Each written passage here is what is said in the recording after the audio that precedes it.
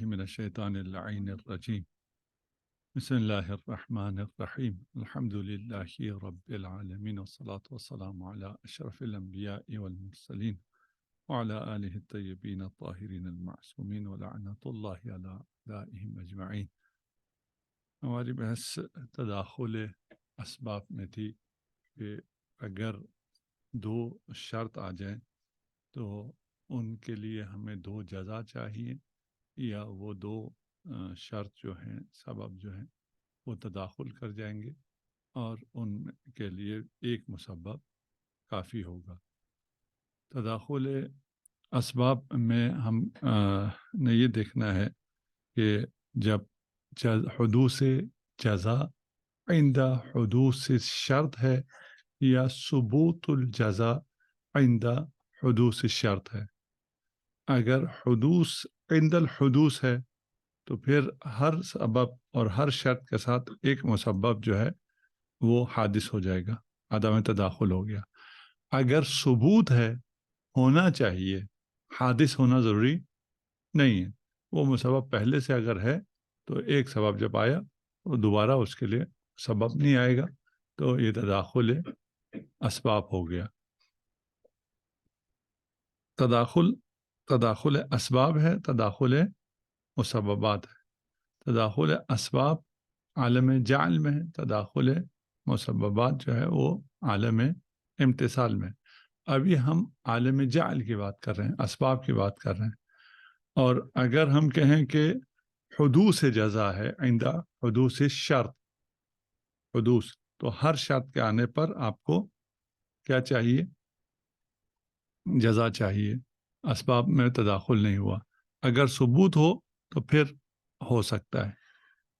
اس کے لیے دلیل یوں پیش کرتے ہیں عدم تداخل کے لیے، کہتے ہیں جب دو شرط آ گئی، دو سبب آ گیا، تو یا پہلا یہ ہے کہ وہ دو سبب جو ہیں وہ ایک مسبب کو چاہتے ہیں، ان یقتضی مسببا واحدہ، یا کسی ایک مسبب کو بھی نہیں چاہتے، یا ایک کو چاہتے ہیں یا ایک بھی نہیں چاہتے، یا دو کو چاہتے ہیں، دو سبب دو مسبب چاہتے ہیں، یا دو سبب کوئی ایک مسبب چاہتے ہیں، ٹھیک ہے نا؟ ایک کو چاہتے ہیں، دوسرے کو، دونوں مل کے ایک چاہتے ہیں، دونوں کچھ بھی نہیں چاہتے ہیں، دونوں دو چاہتے ہیں، دونوں کسی ایک کو، احدہما کو چاہتے ہیں، دون آخر۔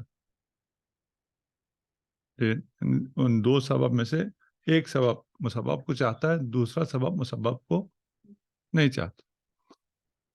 پہلا جو تھا وہ یہ تھا کہ دو ایک مسبب کو چاہتے ہوں، یعنی دو کا اقتضا ایک مسبب ہو، ٹھیک ہے نا؟ اور یہ معارض ہے قاعدے کے ساتھ کہ ہر سبب یحتاج الی مسبب، ان کل سبب یحتاج الی مسبب، قاعدہ تو یہ ہے۔ تو آپ نے تو کہا کہ ان دو سبب جو ہیں وہ ایک مسبب کے مقتضی ہیں، نہیں جی، دو ایک کے مقتضی نہیں، ہر سبب اپنے مسبب کا مقتضی ہے۔ دوسرا یہ ہے کہ لا یقتضیان شیئا، دونوں سبب ناکارہ ہو گئے، خنثی ہو گئے، اور وہ کسی مسبب کو نہیں چاہتے ہیں، یہ خلف ہے، باطل ہے نا؟ قرار ہے، بات یہ ہے، اصل یہ ہے کہ کیا ہے، یہ سبب ہیں، آپ نے کہہ دیا یہ سبب نہیں، ٹھیک۔ تیسرا کیا تھا کہ دو سبب میں سے ایک تو چاہے، دوسرا نہ چاہے۔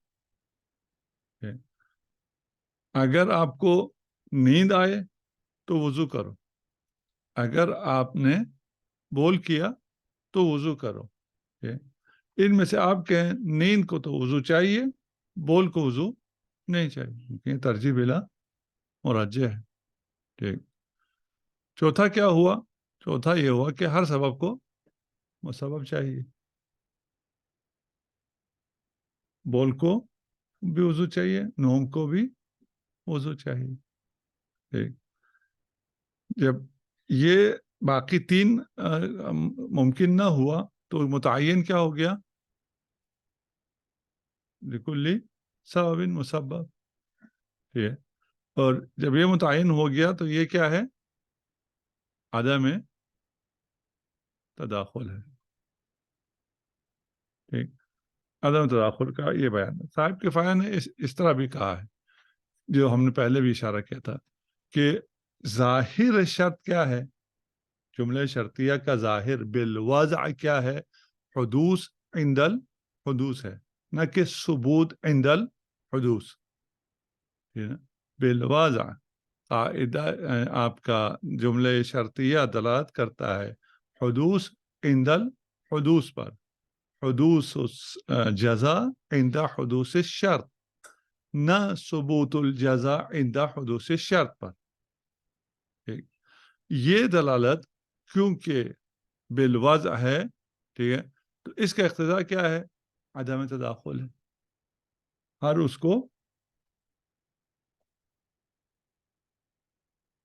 ہر سبب کو مسبب چاہیے. اگر ہر سبب کو مسبب چاہیے ہو تو پھر کیا ہوگا؟ تداخل نہیں ہوگا، عدم تداخل ہوگا. یہاں صاحب کفایہ پر اعتراض یہ کیا گیا ہے کہ آپ نے جو کہا ہے کہ ہر سبب کو مسبب چاہیے، یہ بات بالکل صحیح ہے مستقلاً، لیکن جب دو سبب ایک ساتھ آ جائیں تو مؤثر جو ہے وہ سبب اول ہوگا دون سبب ثانی. ٹھیک. مثلا ہم نے کہا تھا کہ اگر نوم ہو تو وضو کرو، اگر بول ہو تو وضو کرو. ان میں سے جو پہلے آ گیا، آپ حالت طہارت میں تھے، آپ کو حالت طہارت میں باقی رہنا ہے. ٹھیک.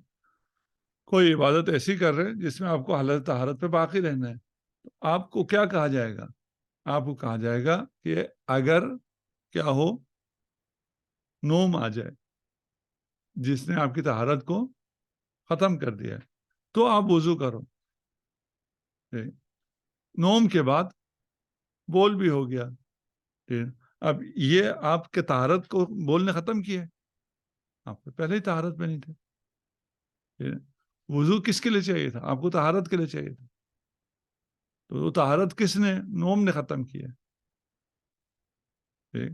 جب دو مؤثر آ جائیں تو جو اول ہوتا ہے وہ مؤثر ہوتا ہے، دوم جو ہے وہ مؤثر نہیں ہوتا ہے. ٹھیک. اب ہمیں آپ نے کہا تھا حدوث عند الحدوث ہے، ثبوت عند الحدوث نہیں ہے، اس لیے بالواضع کیا ہے؟ ثابت ہوتا ہے تعدد اسباب. ٹھیک. ہم نے کہا کہ یہ آپ کا تعدد اسباب ثابت نہیں ہوا. کیوں ثابت نہیں ہوا؟ اس لیے کہ جب دو سبب مقارن آ جائیں گے تو پہلے سبب سے طہارت نقص ہو گیا، وہاں پہ مسبب چاہیے، دوسرے سے نہیں چاہیے. اگر آپ کو دونوں سے چاہیے ہو تو یہ وضع کافی نہیں ہے، حدوث عند الحدوث والا وضع کافی نہیں ہے، بلکہ آپ کو کیا چاہیے؟ آپ کو اطلاق سبب چاہیے کہ یہ سبب تام ہے. ٹھیک ہے نا؟ نوم بھی سبب تام ہے. ٹھیک ہے، اس سے پہلے بول ہو یا نہ ہو. یہ ایسا سبب نہیں ہے کہ کہوں کہ بول سبب وضو ہے چی اس سے پہلے نوم ہو، چی اس سے پہلے نوم نہ ہو. اگر یہ نہ ہو، بول سبب طہارت ہے، نوم سبب طہارت ہے، ہم کہیں گے ایک کے آنے کے بعد دوسرے کے بعد نوبت ہی ختم ہو گیا. یا تو واضح ہے. کہتے ہیں دوسرے کو آپ کو واپس لانے کے لیے کیا کرنا پڑے گا؟ اطلاق سے تمسک کرنا پڑے گا. آپ کہیں گے کہ یہ سبب جو ہے وہ کیا ہے؟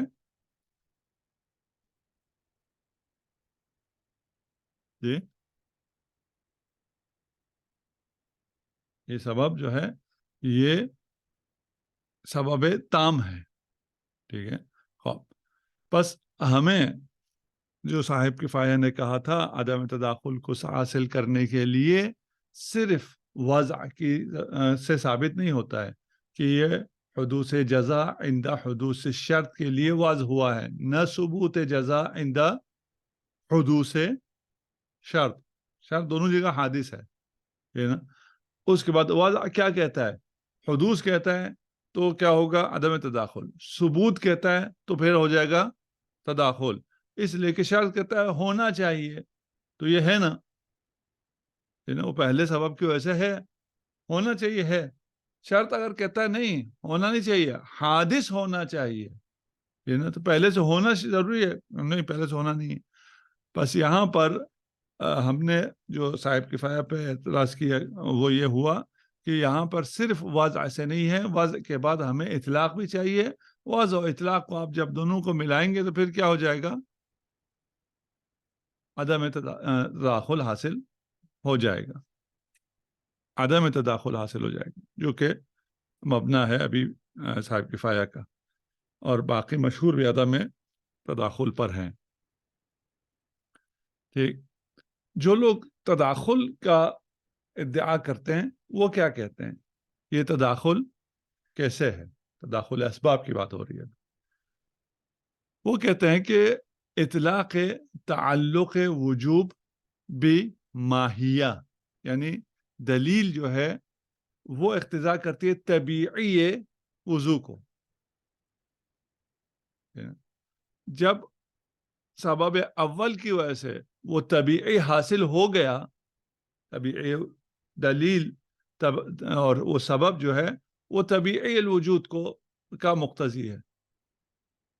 اذا نمتا یا اذا بولتا، ان دونوں کی صورت میں فتوضع، کون سا توضع ہے؟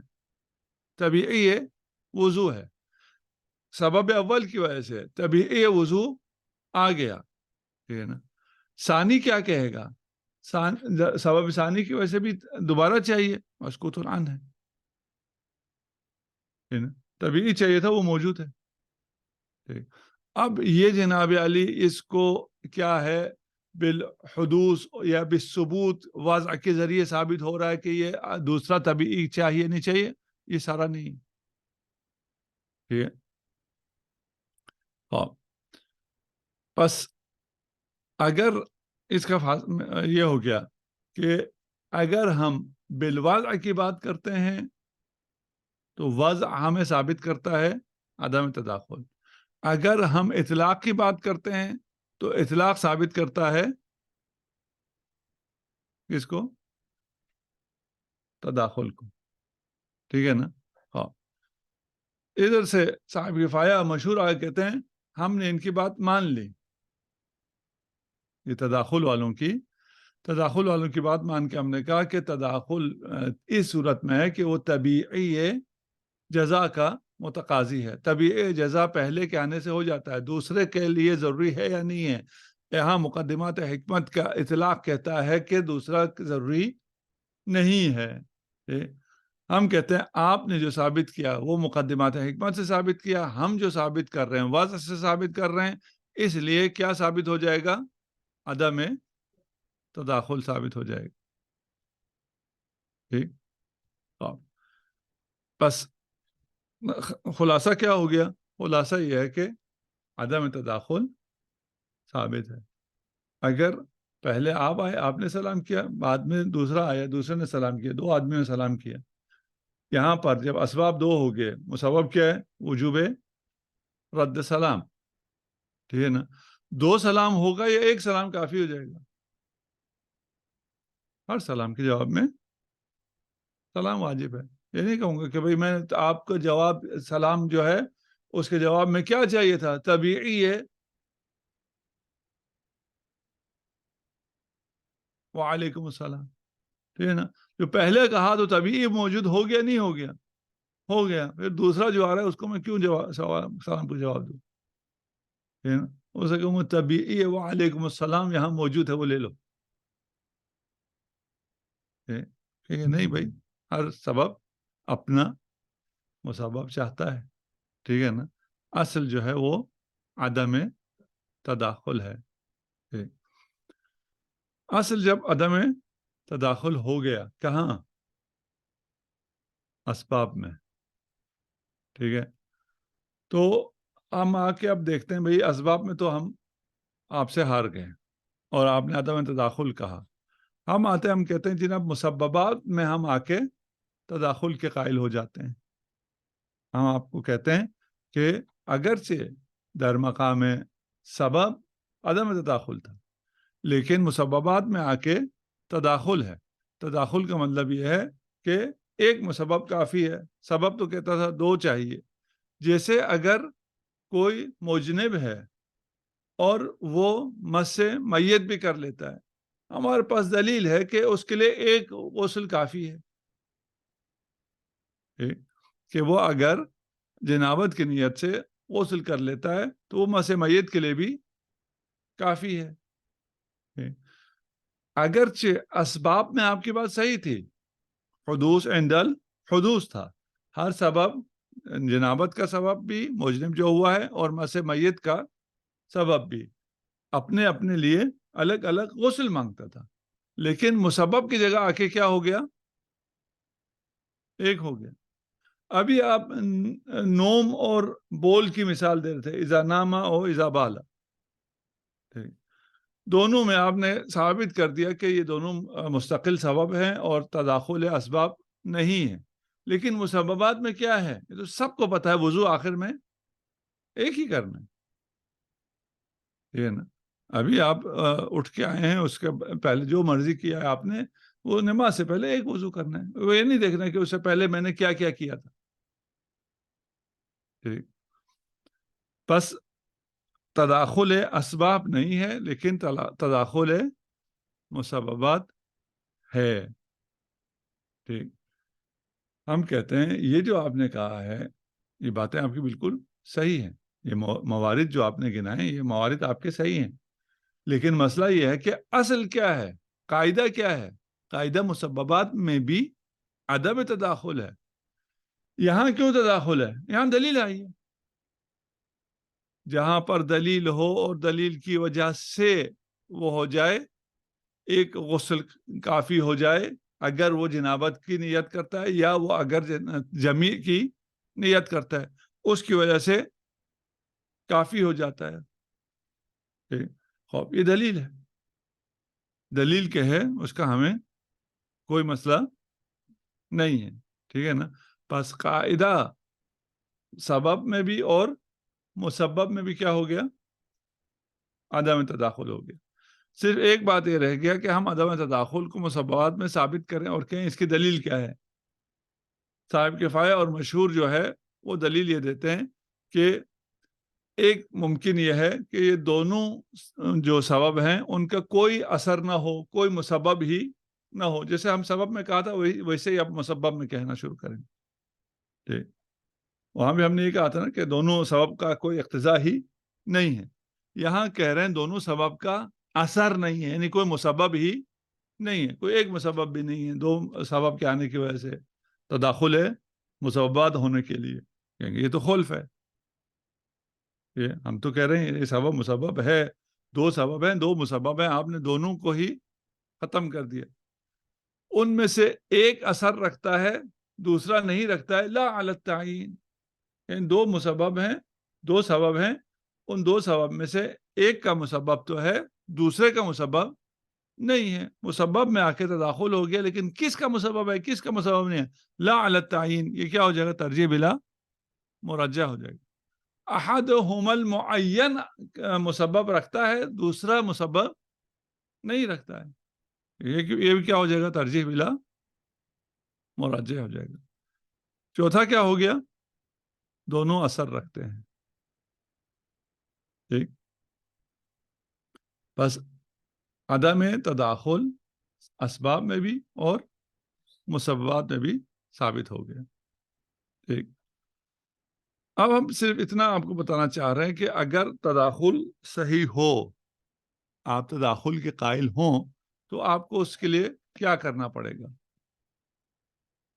آپ کیا کہیں تو تداخل کر سکتے ہیں؟